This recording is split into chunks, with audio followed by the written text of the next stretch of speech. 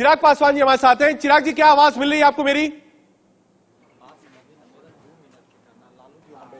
जी मिल रही है। चिराग भाई, ये जो डेवलपमेंट है बिहार का, इसको देखकर बहुत आश्चर्य नहीं होता है, क्योंकि पिछली बार भी आरजेडी, कांग्रेस, लेफ्ट, नीतीश बाबू साथ थे, उसके बाद छोड़ा, बीजेपी में थे, उसके बाद सरकार में भी शामिल हुए। हरिवंश बाबू को हमने देखा डिप्टी चेयरमैन भी बनाया गया, आरसीपी जी मंत्री भी बने। अब आरसीपी जी अलग हुए, थोड़ा सा लगा कि साहब जेडीयू में बीजेपी भारी पड़ रही है, तोड़ना चाह रही है, लगा कि हाँ दिक्कत है, तुरंत अलग हो गए, वापस वहीं पहुंच गए। कैसे देख रहे हैं इस पूरे घटनाक्रम को बिहार के?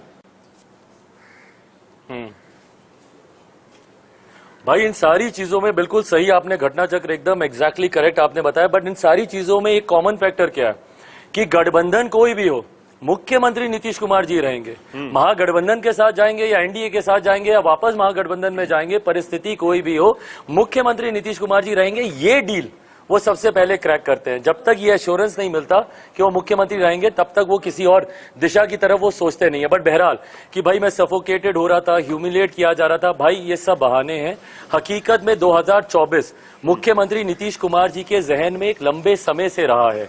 मैंने 2020 बिहार विधानसभा चुनाव परिणामों के ठीक बाद मैंने एक प्रेस कॉन्फ्रेंस की थी और उस दिन 11 नवंबर को ही मैंने बात कहा था कि बहुत जल्दी मुख्यमंत्री जी एनडीए गठबंधन छोड़ के वापस महागठबंधन में जाएंगे और 2024 लोकसभा चुनाव में अपने आप को विपक्ष की तरफ से प्रधानमंत्री पद के दावेदार के तौर पर पेश करने का प्रयास करेंगे। ये उसी दिशा में उठाया हुआ कदम है।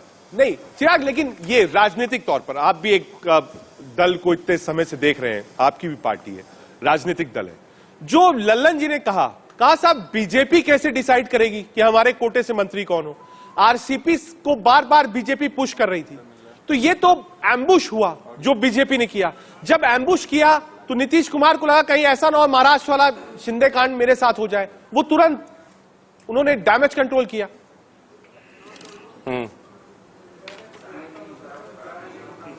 भाई इसे कहते हैं अपनी ही मेडिसिन का टेस्टिंग योर ओन मेडिसिन। अपनी ही दवाई का जब आपको स्वाद आता है तो आपको पता चलता है। ये मुख्यमंत्री हैं जो दूसरी पार्टियों के मंत्री डिसाइड करते थे। मुझे नहीं पता कि भाजपा ने क्या किया, इनको फोर्स कर रही थी, क्या कर रही थी, मैं नहीं जानता। पर अगर ऐसा उनके राष्ट्रीय अध्यक्ष कह रहे हैं, यही मुख्यमंत्री हैं जो दूसरे पार्टियों के मंत्री भी डिसाइड अपनी सरकार में करते रहे हैं। ये वही मुख्यमंत्री हैं जो कि दूसरों का घर तोड़ते थे। आज जब खुद का घर टूट रहा है तो ये जैसी करनी वैसी भरनी इनके साथ हो रही है। जो इन्होंने किया, that's exactly what is coming back to him again. नहीं ठीक है, आप जो बात कह रहे हैं मैंने मान लिया, लेकिन लोग कहते हैं कि सीजन पॉलिटिशियन जो होता है वो हवा का रुख जान लेता है। तो क्या नीतीश ने उस हवा को समझा और एस्पिरेशन रखना प्राइम मिनिस्टर कैंडिडेट के बनने के लिए 24 के लिए? कोई भी राजनीतिक दल, आप भी राजनीति कर रहे हैं, सांसद है, आप भी चाहते हैं मिनिस्टर बने, मुख्यमंत्री बने, प्राइम मिनिस्टर बने। जो भी आदमी पॉलिटिक्स में वो एक तरफ सर्विस देता है सोसाइटी को, लेकिन उसका अपना पॉलिटिकल एम्बिशन होता है।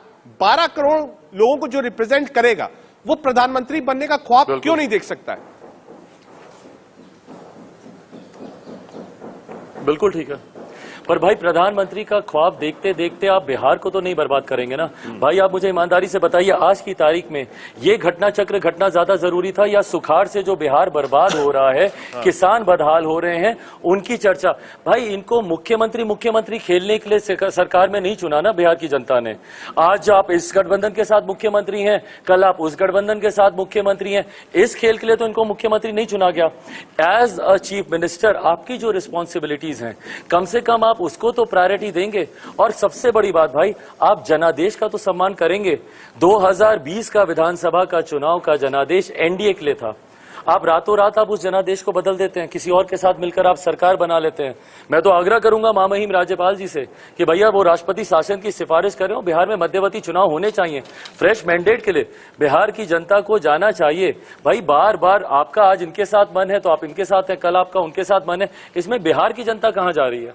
आप एक लंबे समय से देख लीजिए भाई, कभी इनके राष्ट्रपति बनने की बात होती है, कभी उपराष्ट्रपति बनने की बात होती है, कभी ये मुख्यमंत्री कैसे बने रहेंगे इसकी बात होती है, इसमें बिहार की बात कहां हो रही है? ठीक है चिराग, एक चीज और, क्योंकि लोग कह रहे हैं परसेप्शनल वैल्यू में बिहार में सरकार अगर ये जो बनने जा रही है, ये ऑपोजिशन खासतौर से कांग्रेस पार्टी, आरजेडी, लेफ्ट के लिए एक बड़ा कैप्सूल है और एक विंडो है, क्योंकि आपको एक नॉर्थ इंडिया का स्टेट मिल रहा है, पहला। दूसरा, गठबंधन सीटें 2024 इफेक्ट क्या होगा बीजेपी से अलग होने का?